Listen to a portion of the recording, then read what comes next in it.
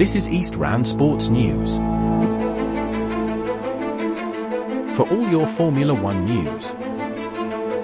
What's happening in the rugby? Who's who in MMA? Today on East Rand Sports News. The Ultimate Fighter Season 33 Episode 4 Recap. By Thomas Albano from MMA News.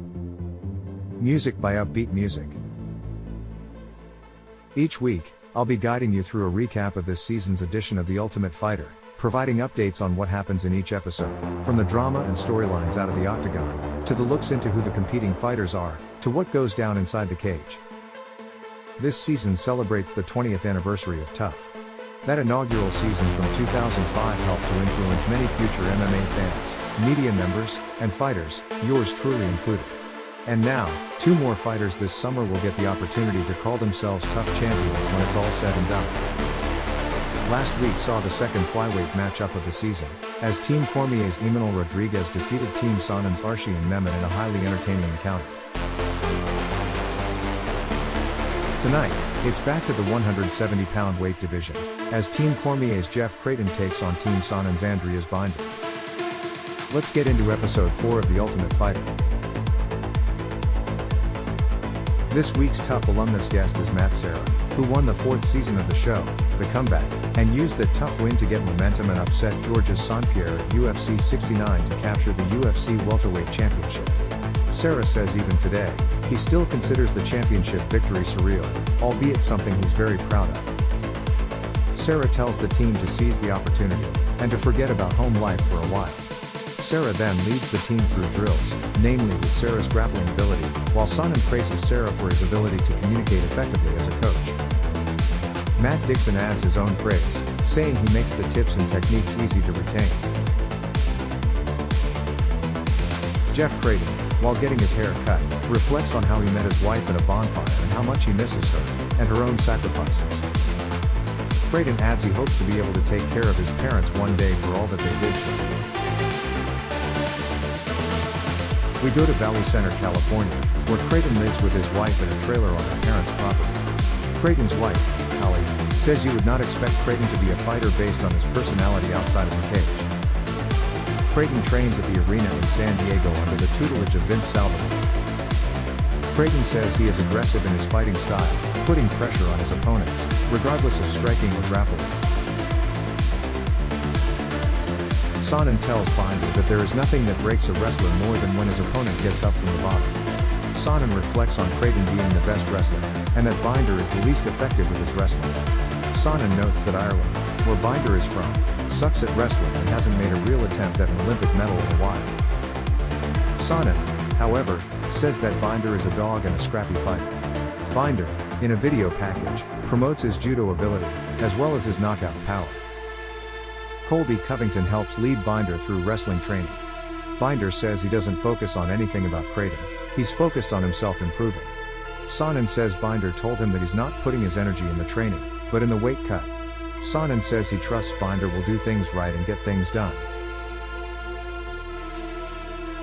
Cormier says that Binder has made a statement about winning the competition, but Cormier has been impressed with what he sees from Creighton. Creighton says he typically works on his boxing, and he wants to get his hands on Binder and make it a dirty fight. Creighton says his nickname is Jazzy Jeff because his coach saw pep in his step. Creighton says he'll do what he has to do to win. Cormier adds he wants Creighton to pressure Binder and score takedowns where he gets the chances and grind out a win. We find out about Binder's own relationship. Binder's wife, who he proposed to in 2018, changed jobs to help accommodate Binder pursuing his fighting dreams, according to Binder. Binder describes himself as an overweight kid who was bullied a lot, at the encouragement of his coach. Binder trains at SPG Charlestown under name. Binder says he is doing this for himself and to make a living and provide for his family. It's time to show the world, no one works as hard as me. Binder also shows off a WWE Championship belt with his name on it, desiring gold of his own one day. Binder says that cutting weight is the hardest part of the sport, but every fighter has to do it. About 18 hours till weigh-in, Binder was at 184.5. We see Binder do some exercises, be in the sauna, and wrap himself in the burrito as he tries to sweat off the weight. With 14 hours till weigh-in, he is 8 pounds away from making the limit. Binder says he's looking forward to the fight. 2 hours into cutting weight in the morning, however, and it appears Binder has stopped sweating.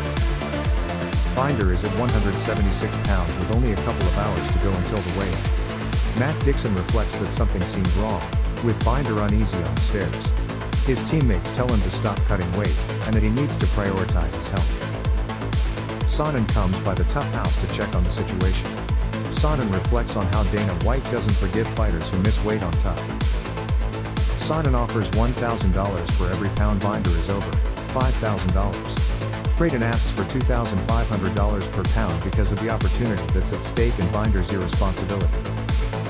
Sonnen accepts the request, with Creighton adding, "I'm going to kick his ass anyway." Sonnen says he's willing to go to the bank and ensure Creighton receives the money. Binder feels upset and wants to pay Sonnen back. Cormier seems like he wished Creighton just took the forfeit. Creighton weighs in at 171. Binder weighs in at 175.5. Fight is on despite the weight miss. Dana White says while he sent people home in the past for missing weight, Sonnen's actions, a first in TUF history, permits him to let the fight go on. And it seems White has taken up a soft spot for Creighton based on his actions. Cormier receives the envelope for Sonnen. Cormier tells Creighton to look into the eyes of a desperate man during the stare down. Creighton tells Binder, "You gave up on yourself. Now you're going to give up tomorrow." Creighton says he feels confident about the fight after the weight miss, feeling Binder doesn't want it and will come out sluggish. Binder, however, says he wants it more than Creighton. Jeff Creighton vs Andrew Binder. Round 1. Creighton goes for a high kick early. Round kick to the body by Creighton. Creighton comes forward. Jab from Binder. Low kick by Binder. Combination from Creighton. Creighton rushes forward, but Binder gets away from the grappling attempt. Binder grabs a leg and lands a right hand. Creighton attacks the body again as Cormier yells, "Attack that belly." Binder blocks another low kick. Right hand from Creighton. Round kick by Creighton as Binder throws a left. Cracking 1-2 from Binder. Creighton recovers and ends up grabbing a leg. Binder escapes, and Cormier tells Creighton to get back up. Binder blocks a kick and lands a hook. Binder dumps Creighton, and he looks to land from up top. Binder drops into Creighton's guard. Creighton goes for a leg, and then an armbar attempt. But Binder escapes. Creighton throws up kicks at a standing Binder. Binder with a round kick to Creighton's legs. Another up kick and another round kick to the legs before Creighton gets up. Binder immediately presses him into the fence. Creighton makes his way off with a minute left in the round. Creighton presses now, but Binder gets out of his grasp with some ease. Small combination from Creighton. Binder misses a big right hand but lands a low kick. Jab lands for Creighton as he presses Binder into the fence and lands across. Another body kick from Creighton. Binder pins Creighton against the fence before the horn. Cormier notes that Creighton busted Binder open badly around his elbow. Round 2. 1-2 from Creighton. Left hand from each man. Creighton throws the left jab. Body kick from Creighton, followed by a knee. Low kick from Creighton. Left hand from Binder, who is bleeding above his right eyebrow. Creighton presses Binder into the fence. Binder gives up his back. Creighton lands a series of right hands before taking Binder down. Creighton flattens Binder out and goes into ground and pound mode. Creighton looks for a choke but settles for taking Binder's back, locking in a body triangle. Creighton continues to do damage, bloodying up Binder, and the canvas, even more. Creighton continues to search for the choke with his ground pressure. Creighton lands a strong elbow. Creighton gets an arm around the neck for the choke. Binder tries to fight and works out of it. Creighton continues to hold the position as Binder continues to fight off the choke attempt. Creighton fires off some more ground strikes. Binder tries to land elbows to Creighton's leg. The blood is pouring. It is spewing out of Binder. Creighton continues to land ground strikes. Creighton lands again and focuses on landing solid elbows to the head as the round ends.